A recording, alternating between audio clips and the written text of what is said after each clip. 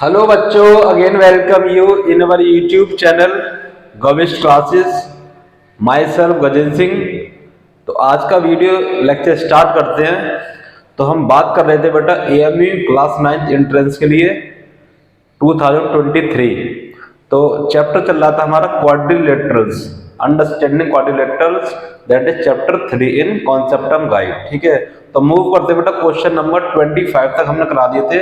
आज मूव करते question number 26 question number. तो बेटा कह रहा है which of the following statements is are correct. ठीक है, एक करेक्ट तो एक, सारे करेक्ट तो सारे बताने हैं, इज आर करेक्ट। ठीक है, तो आपके सामने रखा all squares are quadrilateral, all squares are rhombus, all squares are parallelogram या ऑल ऑफ दीज।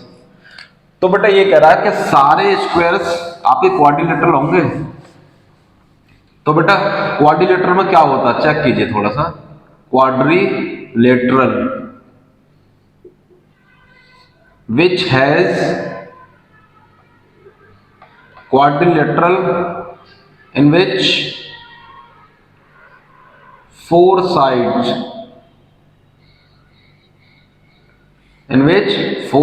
contained। ठीक है, इसमें क्या होती है बेटा, फोर साइड होती है। तो स्क्वायर में ही फोर साइड होती है, तो इसलिए all squares are quadrilateral. Quadrilateral केवल एक ही कंडीशन है कि क्वाड्रिलेटरल हैज फोर साइड। ठीक है, उसमें फोर साइड होती है। स्क्वायर में भी फोर साइड होती है, स्क्वायर में भी आपकी फोर साइड होती है, एक दो तीन चार, चार साइड होती है। क्वाड्रिलेटरल में भी चार साइड, तो इसलिए ऑप्शन ए तो आपका ट्रू बनेगा। ऑल स्क्वायर्स आर क्वाड्रिलेटरल, सारे स्क्वायर्स के आपके क्वाड्रिलेटरल होंगे because all squares have four sided. ठीक है, तो ये तो कंडीशन है क्वाड्रिलेटरल की, फोर साइड होती है बस उसमें क्वाड्रिलेटरल। तो ये ट्रू स्टेटमेंट है। सेकंड पे बात करते हैं, क्या है ऑल स्क्वायर्स आर रोम्बस। तो बेटा रोम्बस की क्या कंडीशन है, रोम्बस आपका इस तरह से बनता बेटा। ठीक है, ये ठीक है, ये आपका रोम्बस टाइप बन जाता है। इसमें क्या होता है ऑल साइड इक्वल होती है रोम्बस में। ठीक है, ऑल साइड इक्वल, क्लियर। तो इसलिए ऑल साइड इक्वल होती हैं इस प्रॉपर्टी के अकॉर्डिंग, और इसमें भी ऑल साइड इक्वल होती हैं स्क्वायर में। तो that's why all squares are rhombus. ठीक है, because of the all side equal in square as well as all side equal in rhombus. Rhombus में भी चारों साइड इक्वल होती है और आपके स्क्वायर में भी। That's why according to this condition ये वाली कंडीशन भी फुलफिल होती है, स्टेटमेंट आपका करेक्ट टू, क्योंकि सारी साइड इसमें भी इक्वल होती है और सारी साइड इसमें भी इक्वल होती है। सी पे बात करते हैं बेटा, all squares are parallelogram, all squares. अच्छा, पैरेललोग्राम की कंडीशन क्या होती है बेटा, पैरेललोग्राम, पैरेललोग्राम क्या होता है, opposite side equal and parallel. Opposite sides क्या होती है, इक्वल होती है एंड पैरेलल होती है बेटा। ठीक है, इसमें भी वही बात है, स्क्वायर में भी क्या होता है, अपोजिट साइड पैरेलल भी होंगी और इक्वल भी होंगे। देखो ये इसके इक्वल, ये इसके इक्वल, हालांकि चारों साइड इक्वल होती हैं, लेकिन यहाँ पे क्या कंडीशन फॉलो हो रही है, अपोजिट साइड पैरेलल। तो देखो पैरेलल नहीं है।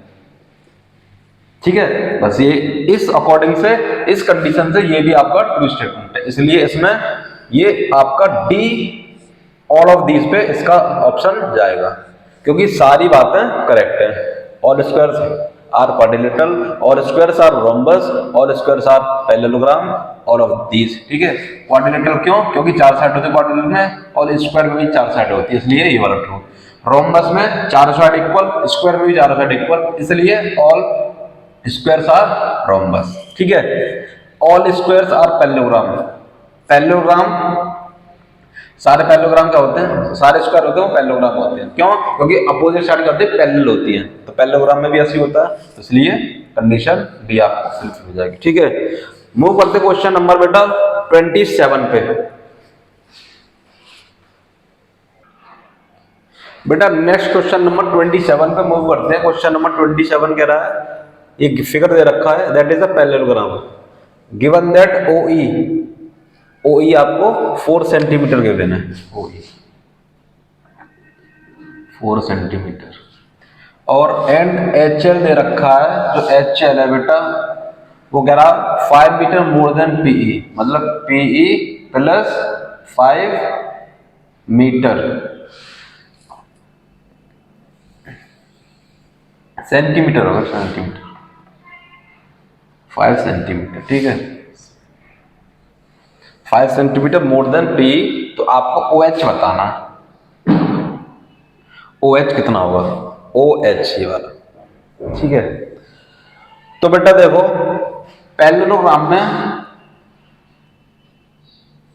इन पैरेललोग्राम डायगोनल्स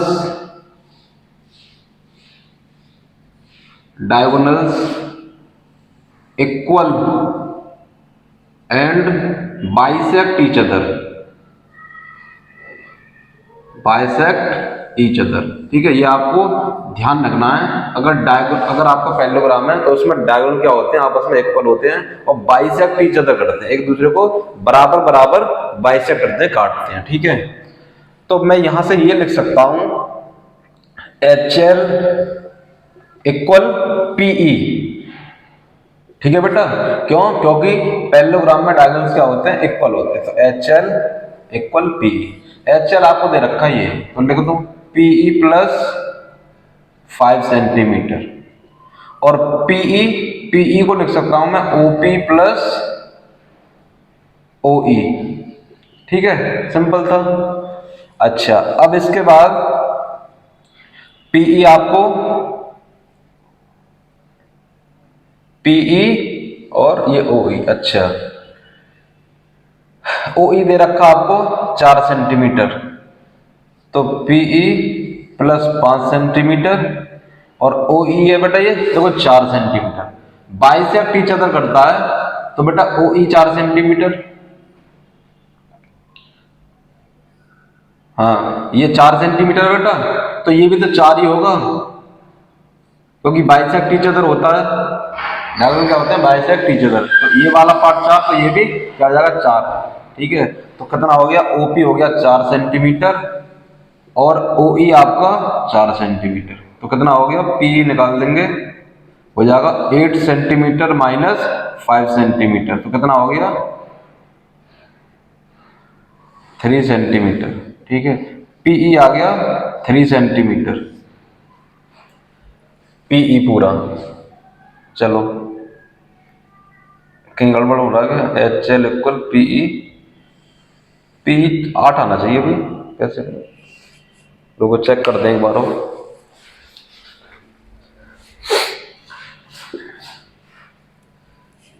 ओ ई 4 सेंटीमीटर गिवन है, ठीक है, तो ये भी 4 सेंटीमीटर हो जाएगा। और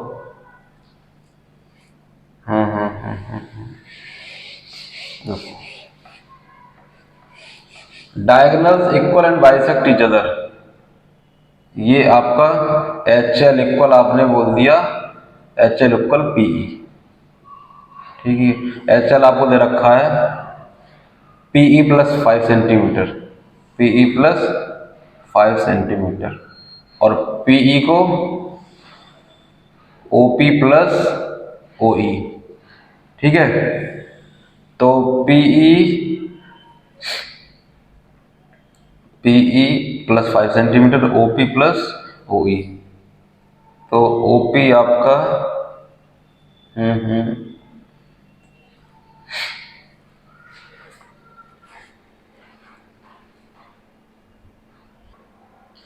हाँ बेटा क्वेश्चन नंबर ये था 27। तो ये हम कर रहे थे, हमें क्या क्या गिवन था इसमें, एच एल दे रखा है, H L is 5 centimetre more than P E, तो पीई में प्लस 5 सेंटीमीटर ये, ठीक है। और आपको ओई दे रखा है, ओई दे रखा है 4 सेंटीमीटर, तो आपसे पूछा ओ एच। तो बेटा आपको मैं बता दूं, जो पैरेललोग्राम में होता है, parallelogram in parallelogram diagonals bisect each other, diagonal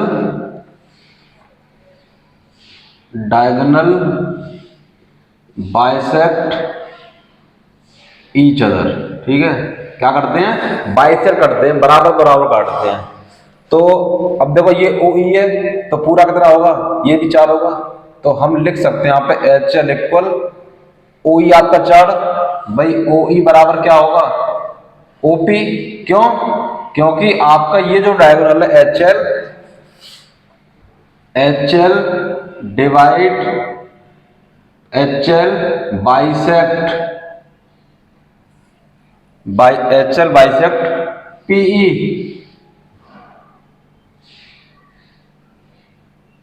in equal parts. ये बाइसेक्ट PE का मतलब ये HL बाइसेक्ट PE के OE इक्वल OP। तो जो OE का जो OP का OE का वैल्यू है वो OP का होगा कितना, 4 सेंटीमीटर, यहां रख देंगे। तो OP PE को लिख सकते हैं हम OP प्लस PE और प्लस 5 सेंटीमीटर, ठीक है। तो ये 4 4 और 4 कितना, 8 सेंटीमीटर, 8 प्लस 5 5 सेंटीमीटर, कितना हो गया 13 सेंटीमीटर। HL आ गया 13 सेंटीमीटर। लेकिन आपसे पूछा है केवल OH पूरा 13, तो ये कितना होगा, OH कितना हो जाएगा 13 का आधा, 6.5 सेंटीमीटर। इसलिए ऑप्शन आपका बी इज करेक्ट ऑप्शन। तो आपको ध्यान रखना बेटा, इन parallelogram diagonals bisect each other, ठीक है, और फिर इसके अकॉर्डिंग आप कर सकते हो। मूव करते हैं बेटा क्वेश्चन नंबर 28 पे। तो बच्चों नेक्स्ट क्वेश्चन नंबर 28 पे मूव करते हैं। क्वेश्चन नंबर 28 आपके कह रहा है इन द गिवन फिगर दे रखा है and find X Y Z की वैल्यू आपको बतानी है। और ये इस फिगर में वैल्यूज आपको इधर दे रखी है और आपको ऑप्शन बताना क्या है। तो बेटा ये जो आपको दे रखा है इधर मैं बना लेता हूं इसको ताकि आपको थोड़ा सा क्लियरिटी आए। ये बेटा ये आपका रोम्बस है, ठीक है, इसको मिला दिया, ठीक है। ये रोम्बस है ABC और D, और ये आपका O पॉइंट। AD दे रखा आपको 13, तो 13 सेंटीमीटर ये दे रखा है। OC दे रखा है 12, OC ये 12 सेंटीमीटर, और ODX ये X centimetre X, OB 5 centimetre, और OA Y और AB Z, ठीक है। आपको X Y Z के वैल्यू बतानी है, ठीक है। तो बेटा रोम्बस की आपको प्रॉपर्टी पता होनी चाहिए। रोम्बस में क्या होता है, रोम्बस को थोड़ा सा मैं बता दूं, ऑल साइड इक्वल्स,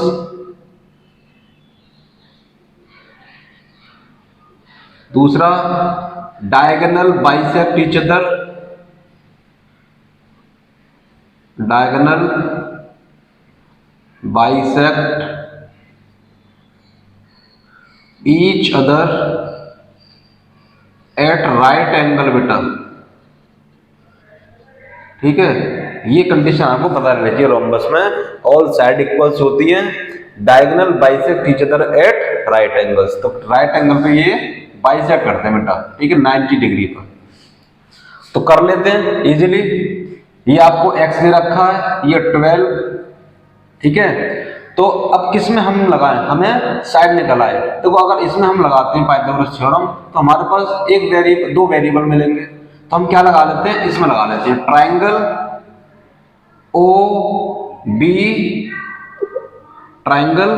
OBC।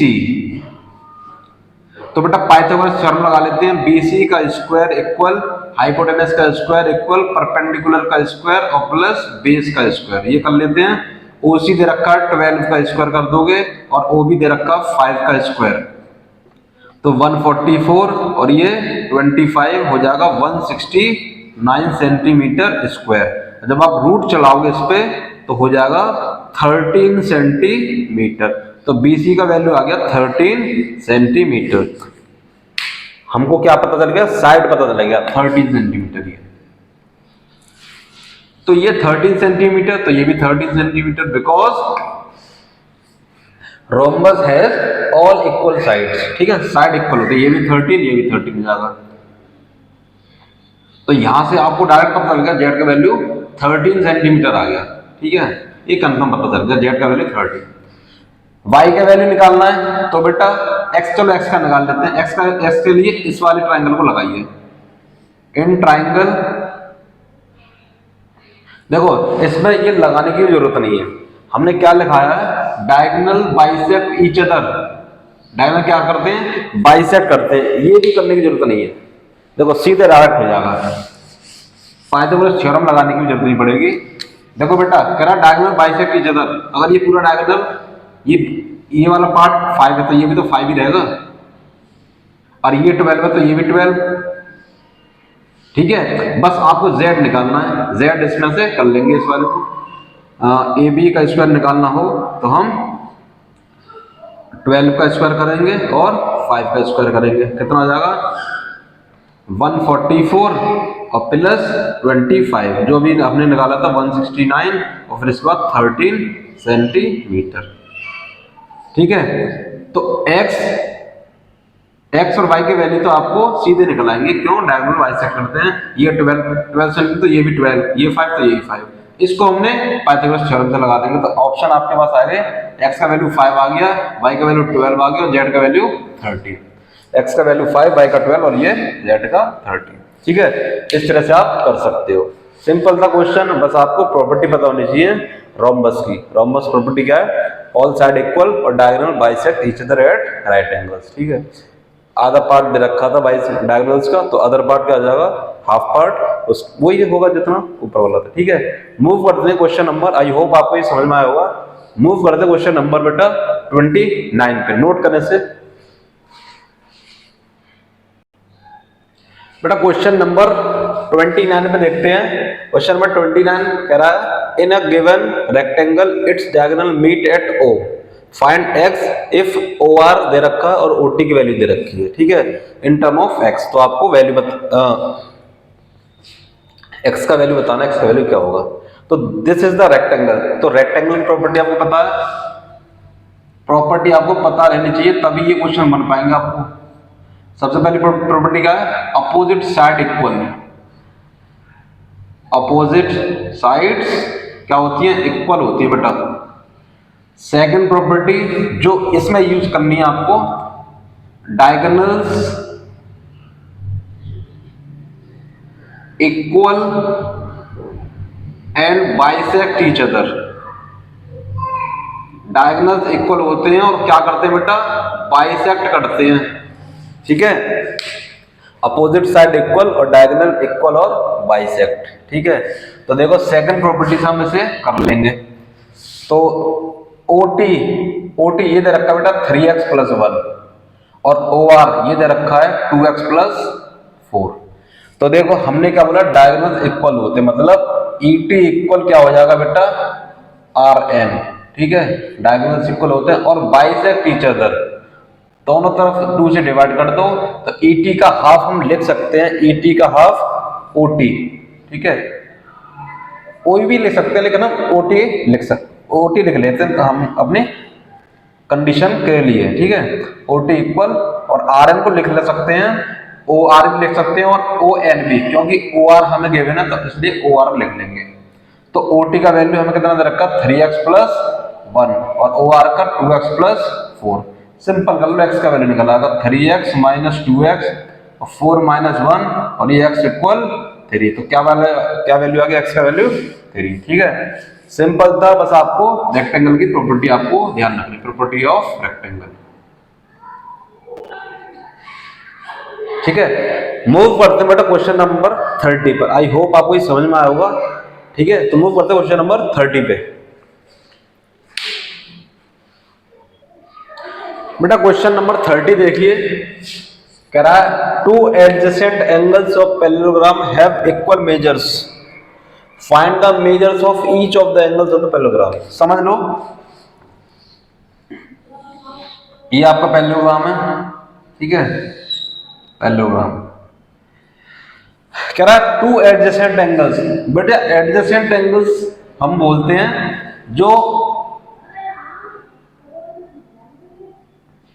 इन एंगल्स को, बेटा ये और ये एंगल, ठीक है, एक ही साइड में बने होते हैं। ठीक है, देखो एक साइड पे कंसेक्यूटिव एंगल ही बोल सकते हैं उनको, कंसेक्यूटिव भी हैं, लगातार वाले। ठीक है, तो इनका two adjacent angles of a parallelogram have equal measures. मान लो ये भी x डिग्री और ये भी x degree, A B C और डी, ठीक है।